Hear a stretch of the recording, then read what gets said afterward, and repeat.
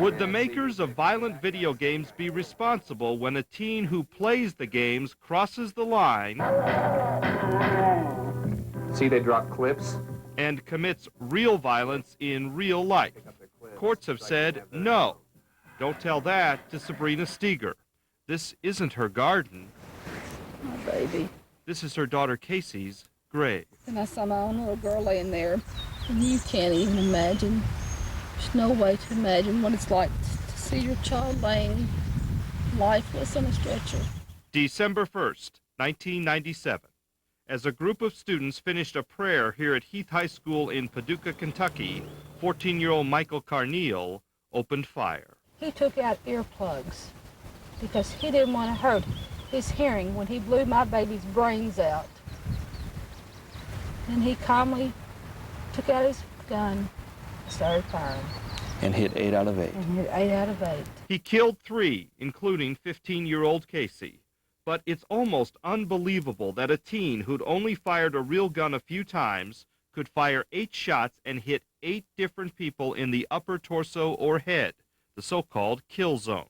Carneal was known to play a lot of violent video games. Sabrina Steger sued 25 entertainment companies for $130 million. They may not be the only cause, but they have to be held accountable for their part of the cause.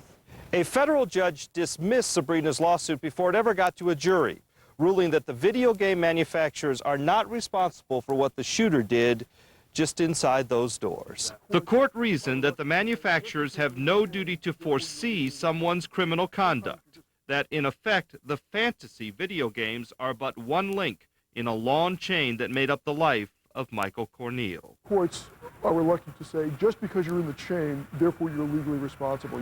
Sometimes you're just too remote. They are created in a fantasy world. Should the manufacturers be held responsible when somebody takes that fantasy and moves it into reality? Yes. Because? For me, it is a product liability issue. When a car maker makes brakes that don't work right, should he be held accountable? I was shot right here at this purple dot. That shot, also fired that day by Michael Carneal, changed Missy Jenkins' life.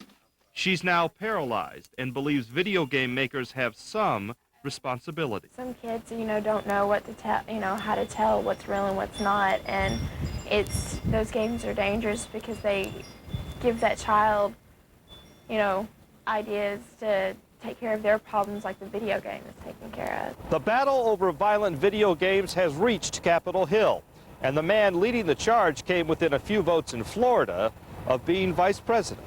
I think at a minimum it numbs the apprehension that most of our children have about violence. For those who are vulnerable, as we've tragically seen in these school cases, it can actually make them violent. So I think Lieberman isn't going after the content of the games. His proposed new law targets how violent entertainment is marketed. in our legislation will give authority to the Federal Trade Commission to take legal action against anybody in the entertainment industry who markets adult-rated stuff to our kids. Experts say there's a need for something to be done. Kids are almost immune to the over-programming of violence that they see.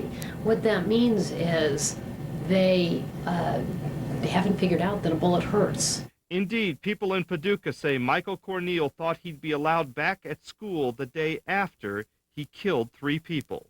The software industry says parents have a lot of choices at their disposal. There are filtering tools, there's software programs that control access to the internet. So parents who are concerned about inappropriate content being obtained by their children have ways to address that. Sabrina Steger agrees that people who have children need to spend more time being a parent.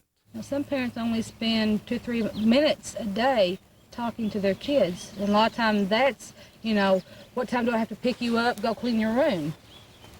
Those kind of things. Know their life. Know what's going on. Sabrina can only reflect on what might have been for Casey. Just wonder what she'd look like now. Did violent video games help kill her?